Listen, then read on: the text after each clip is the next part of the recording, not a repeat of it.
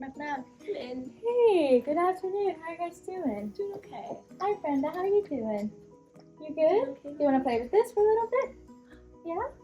Hey, okay. So, Mom, we got some labs back for Brenda over here, and she seems to be positive for Kawasaki disease. And so I just want to educate you on a little bit of, about the disease and certain things that you need to look for and stuff like that. So, Kawasaki disease, it's like basically she has like inflammations of like her blood vessels, and it affects like a lot of things, mainly her heart. And that'd be like our main goal is just to make sure that she won't have any heart complications in the future. It can also affect like her respiratory and then like her belly and stuff like that with like GI and stuff like that. So we will look out for that. Okay, so her labs, which are like CRP and ESR, which is basically like inflammation markers in her body, is like increases because of her Kawasaki disease. And so also her urinalysis came back, and there is an increase in like white count, which is like her body basically fighting with infections, but there's no bacteria, so we won't worry about that, which is really good. And then we probably would put her on an ECG, which is to monitor how her heart is doing, like her heart conductions and like how it's like working and stuff like that. And then potentially later on a cardiac cath. We really need to, but I wouldn't worry about that. The doctors might talk to you about it later, but right now we won't worry about that. Okay? And then just to let you see, hey Brenda, how you doing, girl? Okay, so do you want to show Mom your eyes a little bit? Just look over a little bit. There we go. So you can see it's like red and like a little swollen. And then she has fever for how long now? She's for like 4 or 5 days or so. Okay, yeah, and it doesn't like react to any like acetaminophen, Yeah, we've tried. nothing. Okay, so that's one of our criteria for this disease is like she has like fever that doesn't go down with like any medications and stuff like that. And then also, can you like show Mom your mouth a little bit? Just like say ah, just say ah. Yep. Yep. You can see that her inner like mouth is like all red, and then her tongue is swollen. So that's another thing that we looked for this disease. And then also, hey, can I have your hands a little bit? Just a little bit. So you can see that it's like very swollen and like it's red. And it's like peeling a little bit. Yeah, but with the peeling, like that's normal for this? Yes, so it's a sign of this disease. I don't know exactly what we can do with that, but we can definitely ask the doctors and see what's up with it. Okay. So with that, some treatment that we're looking at potentially to put her on is IVIG and aspirin. So we usually don't give children aspirin at all due to like a risk of something we call Rye syndrome. So like her brain and her liver can potentially swollen, which we will monitor with Brenda, and we won't give her anything more than she needed. So we'll keep on with the aspirin more than likely because with this, it probably works better than like acetaminophen and everything else. And then we put her on steroids to help her decrease like inflammation, all that kind of stuff. And then like we're probably gonna put her on a cardiac monitor to make sure that her heart won't develop any like aneurysm, which is like clots or anything that would affect her. Do you have any questions until now, or is is some of that medication helping avoid the clots in her heart, or what? How does that work? So yeah, aspirin will help with that. So it will work to like decrease the fever, and then also like help to prevent like clots from happening from forming. So that's why we put her on aspirin for this disease. And then just certain things that we want to make sure that you can help with is like just make sure that she has stuff to do, like what does she likes to do in her free time. Yeah, like, I mean she hasn't been outside as much recently because of it being cold and everything. But yeah, going outside when we can, just playing around the house with different things like that. Yeah. So because we're in the hospital, there will be child life specialists or like volunteering people who come by and ask what she wants to get, or like there's literally so many toys, so you can request anything for her. And then there's also like a little playground over there, and you just want to make sure you check with the nurse and have it open, but you can go in there with her also. So we would just encourage to make sure that she's like doing stuff and not Sorry, I didn't mean to interrupt. You're fine. With like it being difficult on her heart and everything, should we try to decrease the amount of activity at all? I would not necessarily decrease it because the more that she's playing, well, of course she's not going to run a marathon or anything like that.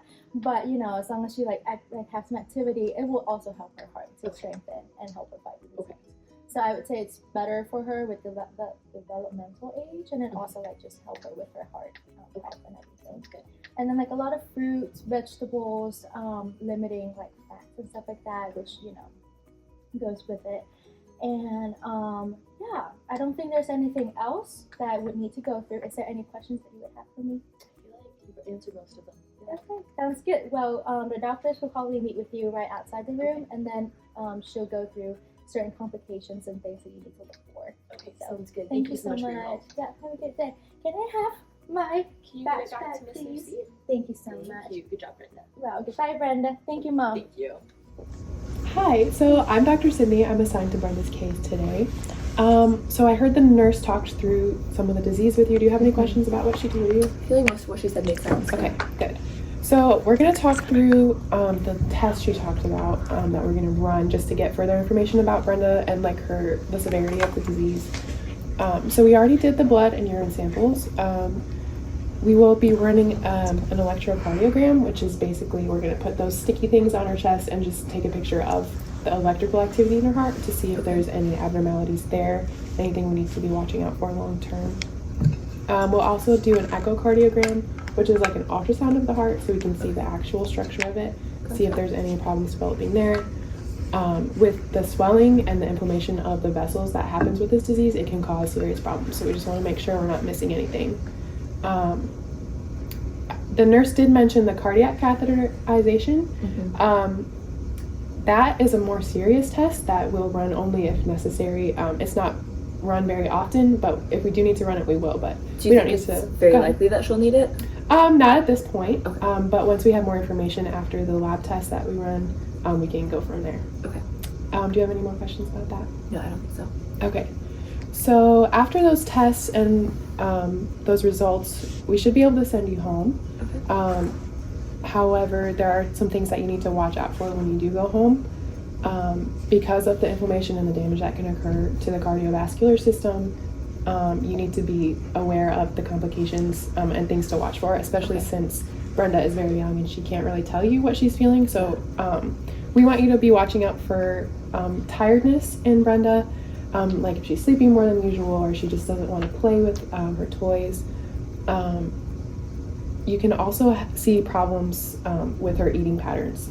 She might normally be a very hungry kid, most toddlers are, but you just want to be watching out for a poor appetite and trouble actually sitting through a meal, just stuff like that, just fatigue in general. Yeah. She might also show some signs of trouble breathing, or there might be some swelling and chest pain, which is something that's hard to see in toddlers, but just be watching out for those pain markers like crying and things like that. Okay. And are these the sorts of things that I should just kind of work through at home, or should I call the office? You should call if you see anything that's concerning to you that's outside of the ordinary, things that are interfering with her daily activity we would be concerned about for further complications. So because of that, she can have problems, especially with her heart and her blood vessels in general, and these can go on throughout her life, so not just now, but also into adulthood. So as she gets older, you should educate her about these things. She should be aware of them so she can notice the symptoms if they come up. Later in life, she could have problems with things like stroke, heart attack, cardiovascular problems in general, and she should be aware of those. It might be necessary long term to put her on a blood thinner. However, we won't look at that for a very long time, but if she does have further complications, that should be something that you should look into. Do you have any questions about that? No, I don't think so. Okay. Sometimes they never have manifestations of this long term. So it's not something that you should really worry, but you should just be aware. Sure. Be watching for those changes, especially the symptoms of the heart problem, chest pain, shortness of breath, all that. Also, if your child does receive the IVIG treatment, she needs to avoid taking the MMR and the varicella vaccines for the next 11 months at least. They can interact with each other and decrease the efficacy of the vaccines because they're live. So You can ask your primary care provider about that at her regular checkups, and we can also communicate with them about that. Okay. However, after the 11 months, she can go ahead and receive the vaccines as scheduled. Okay. And it's just those two that we have to worry about? Yes, or any live vaccines such as the intranasal flu. That's another one that's live, but you can ask your provider about that when she goes in for vaccinations. Good. So just be aware of those. But other than that, we'll go ahead with those tests and then go from there. Do you have any questions? I don't think so. Thank you so much for your help. Yes, absolutely. Thank you for your time.